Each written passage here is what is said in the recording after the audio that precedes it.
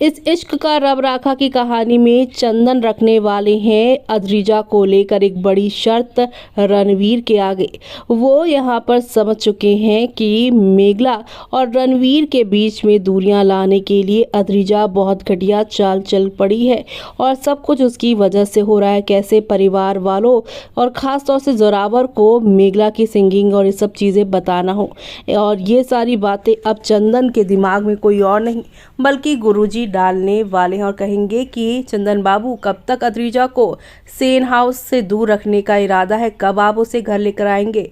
कल तक तो आप उसे वहां रखना नहीं चाहते थे। हाँ, रणवीर उसकी देखभाल कर रहा है, उसकी पैरों पे लगी चोट को वो अपना कसूरवार समझ रहा है कि उसकी वजह से, यानी रणवीर की वजह से अद्रिजा को चोट लगी, इसीलिए उसका ट्रीटमेंट करवा रहा है। लेकिन अब तो मैं देख रहा हूँ कि अद्रिजा बिल्कुल ठीक है, सारे फंक्शन में मेघला के आ जा रही है, चल फिर पा रही है। भले ही वो बैसाखी से चल रही है लेकिन चल रही है और उसका काम भी नहीं रुका हुआ है। वो वर्क फ्रॉम होम कर रही है, तो जो काम वो यहाँ पे रह के कर रही है वो सारे काम वो सेन हाउस में भी कर सकती है।